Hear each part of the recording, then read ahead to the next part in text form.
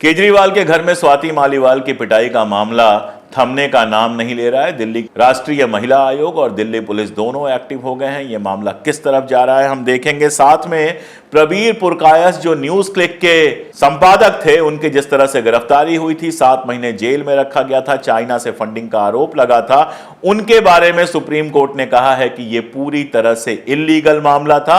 उनकी गिरफ्तारी को ही अवैध बता दिया गया है। साथ में पीएमएलए के तहत जो लगातार गिरफ्तारियां हो रही थी, उनको लेकर सुप्रीम कोर्ट ने कहा है कि उसमें धारा 19 के तहत सीधी गिरफ्तारी ईडी नहीं कर सकता, कोर्ट से उसको इजाजत लेनी पड़ेगी। बंगाल के गवर्नर पर एक के बाद एक लगातार महिला उत्पीड़न के केसेस लगते जा रहे हैं। अब एक ओडिया डांसर सामने आई हैं और उन्होंने गंभीर आरोप लगाया। तो महाराष्ट्र से एक मजेदार खबर आई है, फर्जी विद्यार्थियों के नाम पर 500 करोड़ से ज्यादा का घोटाला हुआ है। और इन सबके बीच प्रधानमंत्री मोदी ये कहने के बावजूद कि अगर मैंने हिंदू मुसलमान किया तो मैं सार्वजनिक जीवन से संन्यास ले लूंगा, लगातार हिंदू मुसलमान करते जा रहे हैं। हिंदू मुसलमान पीओके पर आकर सारा का सारा चुनाव अभियान ठहर गया है। ये और ऐसी ही बेहद जरूरी खबरों के साथ हफ्ते की बात में हाजिर हूं मैं, अशोक कुमार पांडे। देखते रहिए पूरा वीडियो।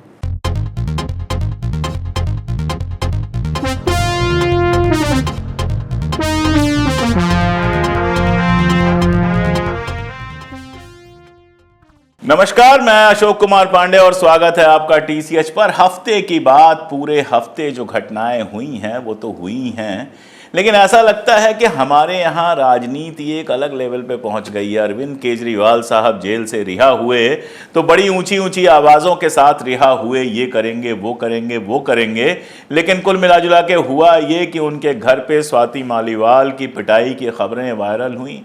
उसके बाद आया संजय सिंह का एक वीडियो जिसमें उन्होंने माना इस बात को कि बदतमीजी हुई है, लेकिन उसके बाद कंडीशन ये है कि जिस आदमी विभव कुमार जो उनका पीए है, जिसको जिम्मेदार ठहराया गया था, वो आदमी लखनऊ में संजय सिंह और अरविंद केजरीवाल के साथ नजर आया। इधर हमारा जो महिला आयोग है, जो मणिपुर तक पर खामोश रहता है, हाथरस पे खामोश रहता है, वो स्वाति मालीवाल के मामले में अचानक एक्टिव हो गया। उसने अपनी कार्रवाइयां शुरू कर दी। दिल्ली पुलिस पहुंच गई फिर से केजरीवाल के घर पूछताछ करने के लिए। स्वाति मालीवाल के घर संजय सिंह गए, लेकिन जिस तरह से बाहर निकले ऐसा लगा कुछ बात बनी नहीं। और कुल मिलाजुला के मामला वहां पहुंचा है कि लखनऊ में अरविंद केजरीवाल से सवाल पूछा गया और हर सवाल का कूदकर जवाब देने वाले अरविंद केजरीवाल जी ने माइक मोड़ दिया अखिलेश यादव जी की तरफ से। अब अखिलेश यादव उस पर क्या बात करते, जाहिर है वो दूसरी बात करेंगे। तो इंडिया गठबंधन को घेरने की पूरी तैयारी कर रही है भारतीय जनता पार्टी स्वाति मालीवाल के मामले में। और स्वाति मालीवाल क्या करेंगी, किसी को कुछ पता नहीं है। फिलहाल इस खबर पर लगातार हम नजर बनाए हुए हैं। नया कुछ आता है, नया कुछ डेवलपमेंट होगा तो हम बताएंगे। और यह भी बता दें कि हमने इस खबर पर पहले भी बात की थी अशोक वानखेड़े से। उसी दिन हम लोगों ने बात की थी और अशोक वानखेड़े ने और मैंने इस घटना की भूरी भूरी निंदा की थी, बावजूद इसके कि इंडिया गठबंधन का हम समर्थन करना चाहते हैं। हम चाहते हैं इंडिया गठबंधन अच्छे से परफॉर्म करे, लेकिन किसी भी महिला के साथ इस तरह की बदसलूकी होना बिल्कुल भी ठीक नहीं है। और इसका जवाब तो अरविंद केजरीवाल को देना ही पड़ेगा। लेकिन इसके साथ साथ और भी बहुत बड़ी बड़ी खबरें हैं। एक खबर तो यही है कि प्रवीर पुरकायस्थ, आपको न्यूज क्लिक याद होगा, न्यूज क्लिक के जो संपादक थे प्रवीर पुरकायस्थ, उनको जेल में भरा गया था और बहुत सारे जो न्यूज क्लिक से जुड़े हुए लोग थे उनके घरों पर ईडी पहुंची थी, पुलिस पहुंची थी। क्या क्या हुआ था, सुप्रीम कोर्ट ने कहा कि प्रवीर पुरकायस्थ का जो पूरा मामला है, गिरफ्तारी है यूएपीए के तहत, वो गलत है, इल्लीगल है, अवैध है। यानी जितने पत्रकारों के घर पुलिस पहुंची थी, जितने पत्रकारों के यहां लैपटॉप, मोबाइल, ये सारा कुछ जब्त किया गया था, वो सारा का सारा इल्लीगल था। सवाल ये उठता है कि ईडी को इल्लीगल काम करने पर मजबूर कौन कर रहा है। लेकिन प्रधानमंत्री जी तो चुनाव रैलियों में व्यस्त हैं। कई बार ऐसा लगता है कि आखिर इतनी सारी रैलियां करते हैं जब प्रधानमंत्री जी, तो देश का काम कौन देखता है। और रैलियां, इंटरव्यू, कैसी कैसी बातें इंटरव्यू में कहते हैं कि जिस दिन मैं हिंदू मुसलमान करूंगा उस दिन मैं सार्वजनिक राजनीति से संन्यास ले लूंगा। हमने थोड़ा सा रिसर्च किया तो बाकी तो छोड़ दीजिए, जिस दिन ये बात कही उसके अगले दिन महाराष्ट्र में नासिक में जाकर उन्होंने बात कही कि कांग्रेस कह रही थी कि अपनी जीडीपी का 15% सिर्फ मुसलमानों पे खर्च करेगी। अगर ये हिंदू मुसलमान की बात नहीं है तो क्या है? वैसे तो ये झूठ है। राजदीप सरदेसाई जैसे पत्रकार ने भी ये झूठ पकड़ा और ये साफ झूठ है। कांग्रेस ने कभी 15% मुसलमानों पर सिर्फ खर्च करने की बात नहीं की। बात जब भी आती है, 15% की तो कोई बात ही नहीं है, लेकिन बात जब भी आती है अल्पसंख्यकों की आती है, और अल्पसंख्यकों के ऊपर तो सारी सरकारें खर्च करती रही हैं। अगर इसके पहले का देख लें कि कितनी बार उन्होंने हिंदू और मुसलमान की बात की है, तो दोस्तों बिहार के हाजीपुर में इसी चुनाव के दौरान उन्होंने कहा कि आरजेडी कांग्रेस की प्राथमिकता भारत के बाकी लोग नहीं है, उनका अपना वोट बैंक है, और बिहार में लालू प्रसाद यादव जो हैं वो मुसलमानों को आरक्षण देने की बात कर रहे हैं। यहां से शुरुआत की थी चुनाव अभियान की हमारे मोदी जी ने। बिहार में ही 13 मई 2024 को सारण में उन्होंने कहा कि पिछड़ों का आरक्षण छीनकर मुसलमानों को देना चाहता है गठबंधन। पश्चिम बंगाल के हावड़ा में 12 मई 2024 को उन्होंने टीएमसी पर बात करते हुए कहा कि टीएमसी के एमएलए जो हैं वो खुलेआम हिंदुओं को धमकी देते हैं। पश्चिम बंगाल में उसी दिन 12 मई 2024 को उन्होंने कहा कि हिंदुओं को बंगाल का दोयम दर्जे का नागरिक बना दिया गया है। 10 मई 2024 को महाराष्ट्र के नंदुरबार में उन्होंने कहा कि कर्नाटक में रातों रात जितने भी मुसलमान लोग हैं सबको ओबीसी बना दिया गया। महाराष्ट्र के नासिक में 15 मई 2024 को उन्होंने फिर एक बार हिंदू मुसलमान कहा कि बाबा साहब धर्म के आधार पर आरक्षण के खिलाफ थे, लेकिन कांग्रेस कह रही है कि एससी एसटी ओबीसी में से निकाल कर आरक्षण दिया जाएगा मुसलमानों को। मतलब साफ है, ये तो मैंने कुछ उदाहरण दिए थे, साफ है कि मोदी और अमित शाह ये पूरा चुनाव केवल हिंदू मुसलमान पर लड़ना चाहते हैं। ये बात अलग है कि इस बार ये मुद्दा चल नहीं रहा है। कांग्रेस लगातार मुद्दों पर खींच रही है, बेरोजगारी पर खींच रही है, लगातार महंगाई की बात हो रही है, लगातार जो बातें हो रही हैं वो ये कि आपने कोविशील्ड पूरे भारत को लगवा दी, लेकिन अब कोविशील्ड से जो खतरे सामने आ रहे हैं तब अपनी फोटो आपने सर्टिफिकेट से हटवा ली, जिम्मेदारी कौन लेगा? बातें ये हो रही हैं कि जिस कंपनी को कोविशील्ड का ठेका दिया गया उसके मालिक से आपने मुलाकात की और करोड़ों रुपए का उसने चंदा खरीद लिया। जो चंदे की बात, इलेक्टोरल बॉन्ड की बात आई थी, वो बात हो रही है। इस इलेक्शन में ऐसा लगता है कि हिंदू मुसलमान उतना चल नहीं पा रहा है। हालांकि जब तक रिजल्ट नहीं आता है तब तक ऐसा कहना खतरे से खाली नहीं है। तो हो भी सकता है चल जाए तो फिर अगले 5 साल तक हिंदू मुसलमान चलता रहेगा, 5 किलो राशन चलता रहेगा।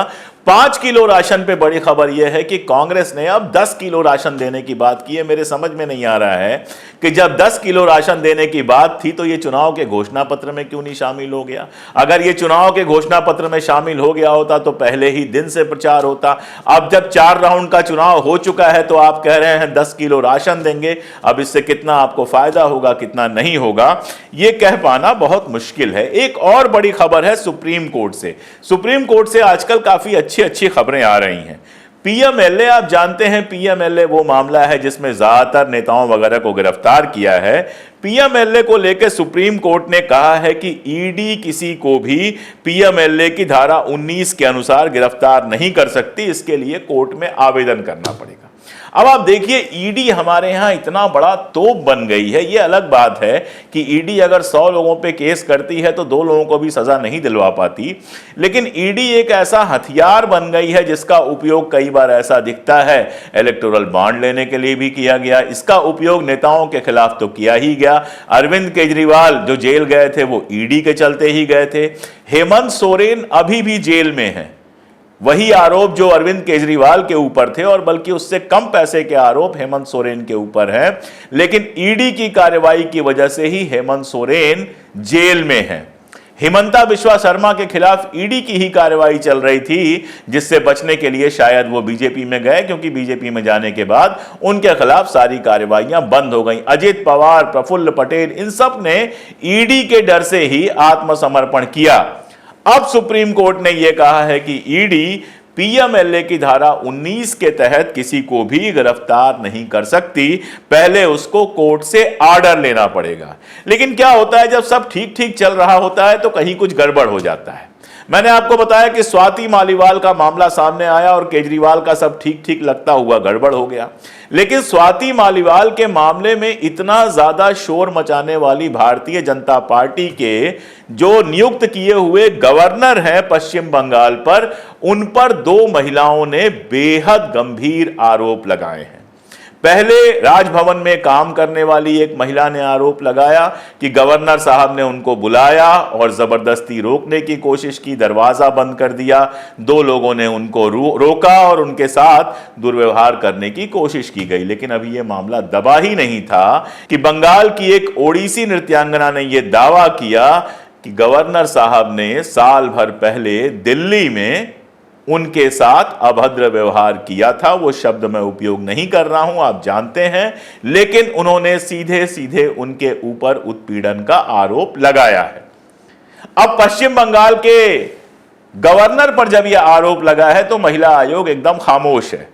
स्वाति मालीवाल के मामले में बोल रहा है और बोलना चाहिए, कहीं कोई दिक्कत नहीं है। लेकिन यह सवाल तो पूछा जाना चाहिए ना कि भाई जब पश्चिम बंगाल के गवर्नर के ऊपर एक नहीं दो महिलाएं उत्पीड़न का आरोप लगा चुकी हैं, तो मोदी जी से लेकर महिला आयोग और स्मृति ईरानी से लेकर अमित शाह खामोश क्यों हैं? क्या आपका बंदा यह सब करेगा तो माफ है। प्रज्वल रेवन्ना के साथ मोदी जी प्रचार करते हैं और पता यह चलता है कि भाजपा का एक नेता पहले ही पत्र लिखकर बता चुका था, यानी ये जानते हुए कि प्रज्वल रेवन्ना के ऊपर इतने गंभीर आरोप हैं, आप उनके लिए प्रचार करते हैं। यहां पश्चिम बंगाल के राज्यपाल पर सीधे दो महिलाएं आरोप लगाती हैं और आप खामोश बैठ जाते हैं और स्वाति मालीवाल पर हल्ला करते हैं। तो समझ में यह आता है कि हमारे यहां जो पॉलिटिकल पार्टीज हैं, दरअसल उनका इस तरह के मामलों में कोई इंटरेस्ट नहीं है। उन्हें कोई फर्क नहीं पड़ता कि महिलाओं के साथ क्या व्यवहार हो रहा है। सिर्फ जब अपने साथ होता है तब वो खामोश हो जाते हैं। कोई अपना कर रहा होता है, कोई अपनी पार्टी वाला, और दूसरी पार्टी वाला कर रहा होता है तो छत पे चढ़ के चिल्लाना शुरू कर देते हैं। ये अपने आप में मजेदार बात है। ये बात मैं इसलिए कह रहा हूं कि मैं चाहता हूं कि इंडिया गठबंधन के लोग भी आगे आकर इस बात को कहें कि स्वाति मालीवाल के साथ जो हुआ वो गलत हुआ। ये ठीक बात नहीं है कि आप पश्चिम बंगाल के गवर्नर पे बोलेंगे, वो स्वाति मालीवाल पे बोलेंगे, आप स्वाति मालीवाल पे खामोश हो जाएंगे और वो पश्चिम बंगाल के गवर्नर या प्रज्वल रेवन्ना पर खामोश हो जाएंगे। महिलाएं चाहे किसी भी पार्टी की हों, अगर उनके साथ अत्याचार हो रहा है तो आवाज उठनी चाहिए। एक मजेदार मामला आया है महाराष्ट्र से। महाराष्ट्र में 5,16,188 स्टूडेंट्स को एडमिशन दिया गया बिना आधार कार्ड के। जब जांच हुई तो पता चला कि ये छात्र पूरी तरह से फर्जी हैं, यानी फर्जी नाम के 5,16,188 स्टूडेंट्स को सरकारी स्कूलों में और बाकी जगहों पर भर्ती कर दिया गया, जिसमें सरकार का 500 करोड़ रुपए खर्च हुआ।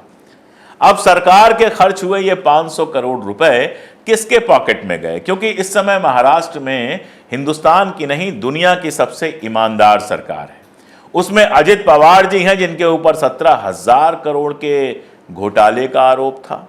प्रफुल्ल पटेल जी जो सरकार में तो नहीं है लेकिन उसी पार्टी में है, जिनके ऊपर बहुत बड़े घोटाले का आरोप था। और जितने लोगों के ऊपर महाराष्ट्र में घोटालों का आरोप था वो सारे के सारे इस समय महाराष्ट्र की पार्टी में हैं, उस पार्टी में जो या तो भारतीय जनता पार्टी को समर्थन दे रही है या फिर भारतीय जनता पार्टी का हिस्सा बन गई है। यानी टूटी हुई शिवसेना और टूटा हुआ राष्ट्रवादी दल जो है, इनमें सारे भ्रष्टाचारी शामिल हो गए हैं। अब ऐसे में ये जो 500 करोड़ का मामला आया है, 500 करोड़ घोटाले का, मैं आपको फिर से बता दूं कि 5,16,188 इतने नाम कैसे बने होंगे मेरे समझ में नहीं आ रहा है। इतने फर्जी विद्यार्थियों को बिना किसी आधार कार्ड के स्कूल में एडमिशन दे दिया गया। तो जहां 17,000 करोड़ की बात है, जहां करोड़ों करोड़ की बात है, वहां 500 करोड़, 50 करोड़, 60 करोड़ के घोटाले कहां हो रहे हैं, ये कौन ध्यान देने जाए। मोदी जी तो लगातार यही कहेंगे कि हमारी किसी सरकार पर भ्रष्टाचार का आरोप नहीं लगा था। राजनाथ सिंह कहेंगे ये एनडीए है जिसमें इस्तीफे नहीं होते, और अमित शाह कहेंगे कि हम पीओके पक्का ले लेंगे, बाकी कुछ कर पाएं या ना कर पाएं पीओके को लेकर शोर मचता रहेगा, हिंदू मुसलमान को लेकर शोर मचता रहेगा, और उसके आड़ में प्रवीर पुरकायस्थ जैसा आदमी अगर सरकार के खिलाफ एक संस्थान चलाएगा तो उसके ऊपर फर्जी आरोप लगाकर उसको गिरफ्तार कर लिया जाएगा। अभिसार शर्मा के घर में ईडी जाएगी, अनिंद्यो चक्रवर्ती के यहाँ, उर्मिलेश के यहाँ जाएगी, प्रांजय गुहा ठाकुरता के यहाँ जाएगी, मेरे दोस्त सोहेल हाशमी के यहाँ पहुंच जाएगी पुलिस और उनके मोबाइल जब्त कर लेगी, उनके लैपटॉप जब्त कर लेगी, सिर्फ इसलिए क्योंकि वो सरकार के खिलाफ बोलते हैं। कभी हो सकता है कि हमारे घर भी चली आए, हम सब इसके लिए तैयार बैठे हुए हैं, लेकिन वहीं बड़े बड़े घोटाले हो जाएंगे, बड़े बड़े फेक न्यूज चल जाएंगे, बड़ी बड़ी बातें हो जाएंगी और कहीं कोई जांच नहीं होगा। जो एक वॉशिंग मशीन हमारे देश की है जिसका नाम Bharatiya Janata party washing machine है, उसमें जो नेता चला जाएगा उसके खिलाफ न ईडी कुछ बोलेगी, ना उसके खिलाफ इनकम टैक्स कुछ बोलेगा, ना उनके दरवाजे पर दिल्ली पुलिस जाएगी, ना महाराष्ट्र पुलिस जाएगी। और ऐसे में हमारे देश में एक बेहद महत्वपूर्ण चुनाव हो रहा है, जिस चुनाव से जुड़ी खबरें हम लगातार आपके सामने लेकर आ रहे हैं। यह चुनाव इसलिए भी बेहद महत्वपूर्ण है कि बनारस जैसी जगह पर आप जानते हैं जहां प्रधानमंत्री मोदी का जीतना बिल्कुल तय था, वहां भी श्याम रंगीला जैसे लोगों का नामांकन रद्द कर दिया जाता है। श्याम रंगीला लगातार बोल रहे हैं, लगातार वीडियोस बना रहे हैं। जिस दिन नामांकन शुरू हुआ उस दिन वो पहुंच गए, उनको लटकाए रखा गया, रोज बेचारे चक्कर लगाते रहे। फाइनली आखिरी पॉइंट ऑफ टाइम पे उनका नामांकन मंजूर हुआ, लेकिन अगले ही दिन खबर आई कि नामांकन खारिज हो गया। तो जहां मोदी जी के जीतने की संभावना 110% है, मुझे नहीं लगता कि बनारस में आज की डेट में कोई भी मोदी जी को हरा सकता है। बाकी सीटों की बात आप छोड़ दीजिए, वहां भी श्याम रंगीला जैसे एक कॉमेडियन जिनको 1000-2000 वोट मिल जाए तो बहुत बड़ी बात होती, जिनकी जमानत जब्त होने में कोई बहुत आश्चर्य ना आपको होता ना मुझे होता, उनका नामांकन रद्द करा दिया जाता है। सूरत में आप जानते हैं क्या हो चुका है, आप जानते हैं इंदौर में क्या हो चुका है, और अभी इस देश में कितने इंदौर और सूरत होने बाकी हैं, ये ना आप जानते हैं ना हम जानते हैं। इसीलिए यह चुनाव बहुत महत्वपूर्ण है कि अभी तक भारतीय नागरिक को यह आजादी थी कि वो अपने मन से कहीं से भी चुनाव लड़ सकता है। अब ऐसा लगता है कि ऐसा वक्त आ सकता है जब सरकार जिसको चाहेगी वही चुनाव लड़ेगा, यानी चुनाव तो होते रहेंगे लेकिन वही सरकार के एक्स और वाई के बीच में चुनाव होंगे। जो जेड सरकार के खिलाफ होगा वो चुनाव में शायद शामिल ही ना हो पाए। लोकतंत्र को बचाने का एक ये चुनाव है और आप जानते हैं अब ये जब अगले फेज में जा रहा है तो बेहद महत्वपूर्ण है। इसीलिए मुझे लगा कि प्रवीर पुरकायस्थ की रिहाई की बात पर भी बात करना बेहद जरूरी है। सामने आया 7 महीने वो आदमी जेल में रहता है और 7 महीने बाद सुप्रीम कोर्ट ये कहता है कि गिरफ्तारी अवैध थी। फिर जिन लोगों ने गिरफ्तार किया था उन लोगों के खिलाफ कोई सजा क्यों नहीं होती है? जिन पुलिस अधिकारियों ने, जिन ईडी के अधिकारियों ने, जो भी अधिकारी इसमें शामिल थे, जिन्होंने प्रवीर पुरकायस्थ के खिलाफ केस बनाया, जिन्होंने अभिसार शर्मा या प्रांजय गुहा ठाकुरता या उर्मिलेश या सोहेल हाशमी, या ये तो नाम सब लोग जानते हैं, सैकड़ों ऐसे पत्रकार जो वहां नौकरी करते थे, उनके घरों पर छापा मारा, उनके लैपटॉप जब्त किए। हालत यह है कि न्यूज क्लिक के ज्यादातर लोग नौकरी छोड़ चुके हैं, क्योंकि न्यूज क्लिक में आप जानते हैं कि ऐसे माहौल में खाते फ्रीज है, सब कुछ है, तो क्या काम होगा। और एक ऐसा संस्थान जो जनता की आवाज उठाता था उसको पूरी तरह से बंद कर दिया गया है। लगभग वो चल रहा है, कुछ कुछ आता रहता है, लेकिन जो तेजी के साथ वो चलता था, जो उस पर खबरें आती थी, बाकी सारी चीजें थी, जाहिर तौर पे वो डिस्टर्ब करने में सरकार सफल हुई। तो अगर न्यूज क्लिक के ऊपर अवैध केस था, अगर प्रवीर पुरकायस्थ की गिरफ्तारी ही अवैध थी, तो फिर आप मुझे यह बताइए कि जिन लोगों ने यह अवैध कार्रवाई की उनके खिलाफ सजा का कोई प्रावधान क्यों नहीं है हमारे संविधान में। मेरा मानना है कि यह प्रावधान होना चाहिए ताकि अगली बार इस तरह का कदम उठाने से पहले कोई भी ऑफिसर 10 बार सोचे और जब बिल्कुल पक्का लगे उसको कि इस आदमी को गिरफ्तार किया जाना जरूरी है कानूनन, तभी वो गिरफ्तार कर सके।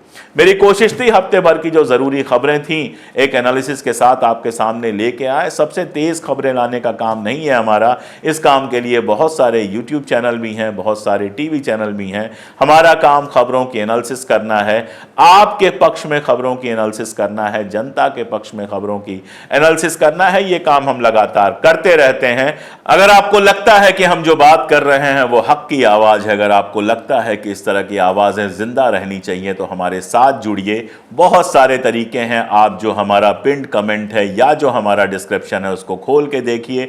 आप हमारे मेंबर बन सकते हैं, सीधी हमारी आर्थिक मदद कर सकते हैं, वीडियोस को दूर तक पहुंचाना, चैनल को सब्सक्राइब करना, ये सब तो आप जानते ही हैं। बताना क्या है, कहना बस ये है कि आप हमारे साथ आएंगे तभी हम ना इधर के ना उधर के सीधे कैमरे और सत्ता की आंख में आंख डालकर लगातार सच कह पाएंगे। आज के लिए इतना ही। आगे नई खबरों के साथ, नई बातों के साथ, नई एनालिसिस के साथ फिर हम हाजिर होंगे आपके सामने। तब तक के लिए बहुत शुक्रिया।